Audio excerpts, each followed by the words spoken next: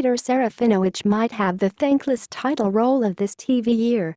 As the Tick's Tick, he's mod-podged into a bright blue uniform. This isn't one of those fancy, functional, mesh and basketball material supersuits. It's a muscle mass sarcophagus, the kind of thing Michael Keaton wore when he couldn't turn his neck or lift his elbow.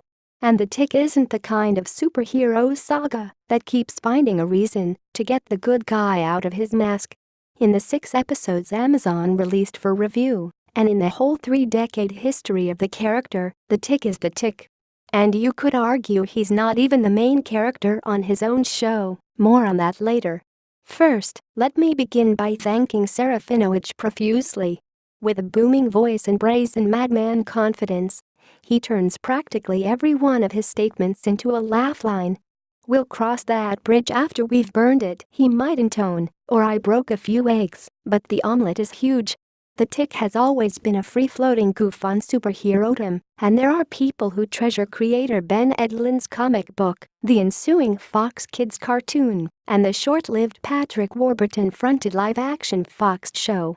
But the characters never come to life for me as vividly as he does the moment Serafinowicz walks on screen. The parody is specific, close your eyes, and he sounds stunningly like Adam West's Batman, but the madness is sincere. The central twisted joke of this new Tick is that the title hero is simultaneously the most old-fashioned and most demented character on screen. And execution matters a lot for the new Tick series. There's a long history of comedic riffing on superheroes and a longer history of archetype deconstructing meta-sagas. Edlund was still a teenager in the 80s when he came up with the character. Since then, he's had a fascinating journeyman career on television, doing time in the Whedonverse and New Kripke City. Most recently, he was a writer for Powers and Gotham. Those were 2 attempts at putting a new spin on the superhero saga.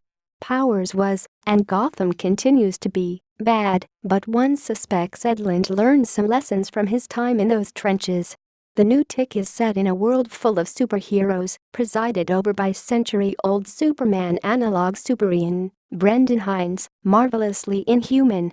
When the show begins, we're following loner sad sack Arthur Griffin Newman. Initially, you think Arthur's sad backstory is merely a reference to every sad hero backstory. His father died on the outskirts of a long-ago supervillain fight. But then you realize Arthur's sad backstory, and his whole hacker psychotic state of being, is a vastly more specific reference. The Tick appears, seemingly out of nowhere, and begins following Arthur everywhere. There are many references to his breakdowns, his medication, to the possibility that he's imagining the Tick, if not everything. Yes, the pilot episode of The Tick is so completely a superpowered riff on Mr. Robot that I initially hesitated to even call it a parody. Suffice it to say, the second episode ups the ante on self-awareness and makes me wonder if we've finally hit peak, that one song by the Pixies everyone knows.